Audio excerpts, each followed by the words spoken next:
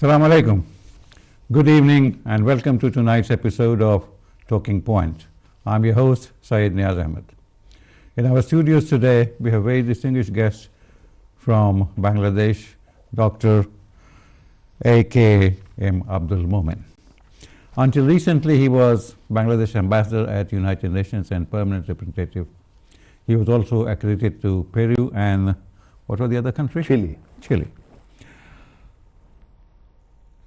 That was between 2009 and 2015. During his tenure at United Nations, he has achieved a lot for Bangladesh. We'll talk about that later. Right now, he is the chairman of Chittagong Chittagong Stock Exchange and also the president of Bangabandhu Foundation. Welcome to the show, sir. Thank you very much. How are you? I'm very good. The weather in London is beautiful. Fantastic. It seems that you all have brought the heat. Prime Minister and Sheikh sunshine. Hasina has brought beautiful weather to the people of England. Thank you. She should come here quite often. Yeah. More often, rather. What brings you to London? You see, there are so many things. I'm about to go to New York. Mm-hmm. So on the way to New York, I thought I should stop over because of one, the Bangabandhu Foundation we have created in England. Right. So they have invited. Another is a great place to meet many of the friends. Right. Who has come all across from Europe to attend Prime Minister's this meeting. Mm. And so I thought I should have a simple stopover in London. Do you have a role with the Commonwealth meeting now? No. So, are you enjoying your stay here? Yes, I am, and attending many events, morning since evening. Well, I have a lot to discuss with you, but the last time I met you, we talked about Rohingya. It has really not flared up. Obviously, it's a chronic case, you see, but it has not flared up. But now it's in a different situation, see. At United Nations, you did a lot of work in that regard, you see. And my question was, what are you doing about the floating people? That was the question, see. And you see, on the Rohingya, I spoke to many of my former colleagues. Mm-hmm. Even in last year, when the General Assembly session, prior to that, I was up there, and I met most of the permanent representatives mm-hmm. of the Security Council members. And my friends gave me a pretty good advice. Mm-hmm. And I thought we should work on those, but we're short of working. Our Prime Minister raised the image of the country, and I must say, at one point, the whole global leadership was supporting Bangladesh. Right. On that particular issue? On the Rohingya issue. But then we cooled it down, we made it a bilateral issue, mm-hmm. For reasons unknown to me, and then it had become a smaller issue. And now things are not working. It became a border skirmish. Almost, yes. And so many months, not a single Rohingya went back. Well, I think one has gone Only back. one, but we are not sure whether he, actually is in Bangladesh, because he was in no man's land, maybe even in, Rohingya in Myanmar. Mm-hmm. And this is a PR, and maybe it is because the Security Council members should be visiting both Myanmar and Bangladesh. So just to show them they have started the process. That's it. They have done similar things before. So I'm not, but day after tomorrow, on 23rd, mm-hmm. at the UN, my friends have invited me to attend the event. There would be a pledging session mm-hmm. in the UN, and I hope to attend it. Mm-hmm. Also, Bangladesh government representatives should be there. And this is a timely effort, I believe, because currently that resources, global resources for helping Rohingya is going down sharply. And soon all the trouble will come. Is it because we are not, say, signatory of the No, it's not that. refugees No. See, convention or something? we kept it as a business as usual issue. The type of importance and focus and priority that we should have given, I think, Has not for been one reason or another, we did not do that part of the job. Can you pinpoint where did we fail in it? I mean, what should have been done that we have You not see, done? when Myanmar was under a lot of pressure for signing agreement for the repatriation of all the Rohingya, there was a lot of hue and cry. And at that time, Myanmar government requested Bangladesh to sign an arrangement. And I was telling even on those days that if I followed the father of the nation, Bangabandhu Sheikh Mujib, I would have said, okay, you tell me when you will take back all those Rohingya. Yeah. Give me a date and the time frame, and then I'll think sign, yeah. whether I should sign this arrangement. Instead of that, we just signed it, and we got into their game. So, and now we cannot say anything because we have signed an arrangement, and they will verify it. We submitted the list. They said it's no good. That game will continue for long. And in addition, Myanmar made a lot of allegations. They said Bangladesh is not willing to send them because Bangladesh is getting foreign aid for the Rohingya. We did not protest it even. Myanmar is saying these are all Bengali terrorists. We did not protest even. I don't know why.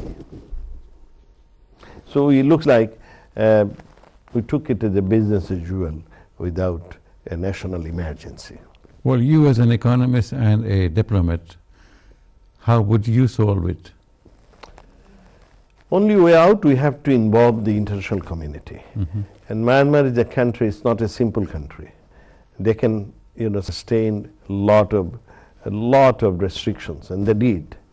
And they ignore everybody except China. Where does their strength lies? I mean, Pardon? why the Myanmar's strength? Where is it? It's China, the relation with China.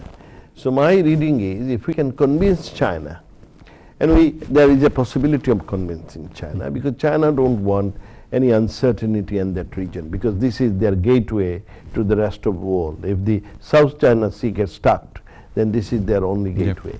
So if we can convince China that if this problem continues, there is a possibility of uncertainty and rise of terrorism within that region, and in that case your all those visions will be in jeopardy. So therefore, not to have uncertainty, you should convince Myanmar to take their people back. And there we have to, only talking is not enough. We have to tell that the Western world is interested to come there. And if they come, you will have problems. And we have to play our card correctly. And if we do, then China will be convinced, and then they might ask Myanmar to take them back. In that case, Myanmar will take them back. But on a plus point, I think China does have investments in Oh Bangladesh. yes, and China has investment in Bangladesh also. They cannot ignore us either. Right. But they have investment in Myanmar. And major reason is this is their roadway, one belt, one road. Because Americans are trying to containment of China, and they're trying for rebalancing the Indian Ocean, how to stop China. Right. And Chinese are trying to get an outlet, and that's their outlet.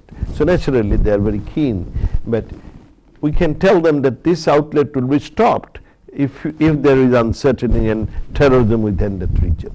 Then they will be concerned about it, and maybe in that case they will ask Myanmar not to create any uncertainty. Because any uncertainty will affect us, affect Myanmar, and also And the entire China. region, yes. Whole region. How is our relationship with India? Because it seems that India has not been very helpful on this issue. Initially, India had different, but after our High Commissioner spoke to them, things changed, and I think India is in the, they are not opposed to us, but they are not supporting as much as we would expected them to support. And no one will support you unless you play your card correctly. Right. No one will support. They will not come to you and support you. You have to go to them. You are in trouble. There has to be a trading. In international relations, always principles are secondary. It's the trading. Right. You know, It's the economy. it's the economy, it's the trade. How do I exchange? You know, I give you something, you give me against this. You have to figure it out and work accordingly. A stock exchange. There is a Dhaka Stock Exchange and Chittagong Stock Exchange. When did you take over as chairman? About a year ago? A few months ago, not yet, but a few months ago. It's a fairly, I think it was established in 2009? 1995. 1995, yes. It was. Yes, it was opened by the Prime Minister at that time. Yeah. I know. 1995. What is the situation? I mean, you as chairman, I do not know what is your role in there. But how is the trading? You had the stock exchange had a crash in 2010 to 2011. 2010 and 1996, right? Yep. Yeah, my role is to ensure that our shareholders are basically to ensure that their interest is protected, the shareholders' interest is protected, and the market follows the government regulations. Right. And that's basically what we do.